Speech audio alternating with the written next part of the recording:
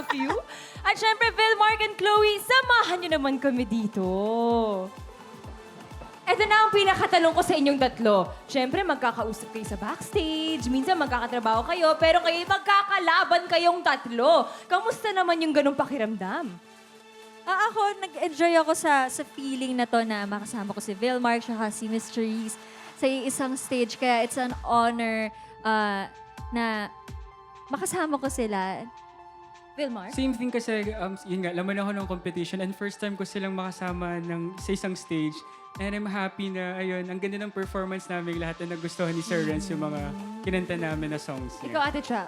Ako, bukod sa pag-perform ko, pagkanta ko ulit dito sa stage na to, nag-enjoy ako manood sa inyo kay Sir Renz. Oh, chini-cheer ka niya. Dapat Chini-cheer mo ata, sila. diba? Dapat ata nagbayad ako ng ticket, pero Correct. nakalibre ako. Tama. Masyado Bukod kong sa- aliw na aliw doon. Diba? Ang saya. So, na-miss ko to.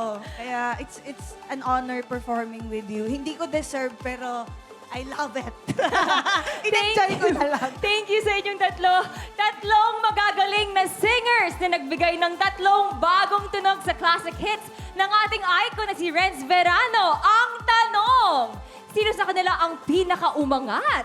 Sir Renz, please join us here on stage at share us your decision.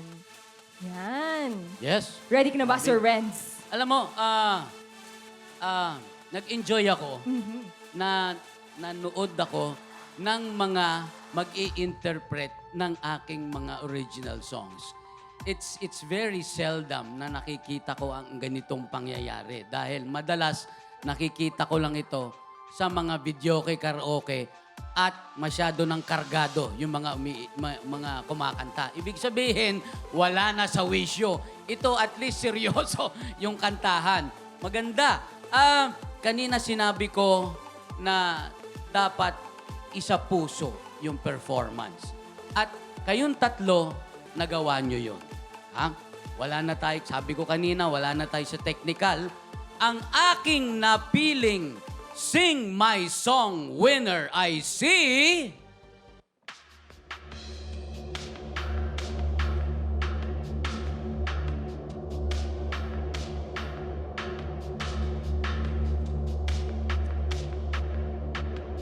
Performer number 1, si Vilmark.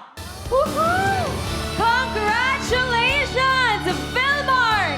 We will now move to the next round of Sing My Song! Congratulations, Vilmark! Anong pakiramdam na pinili ka ni Sir Renz? Na-overwhelm ako, actually, di ko na-expect. Kasi ang galing ni Chloe and ni Miss Cherry Solomon. And wala ako, di ko maalam kung ano sasabihin ko. I'm just happy na na-recognize ni Sir Renz Verano yung way kong pagkanta ng song niya. So thank you so much, Sir And Renz. congratulations again. At maraming salamat po, Mr. Renz Verano, for sharing your time, your music. Mula noon hanggang ngayon, napaka-generous mo pa rin po talaga. Kaya mahal na mahal ka ng mga fans mo, Basta sir. rito sa AOS, ayos. Sasama ako.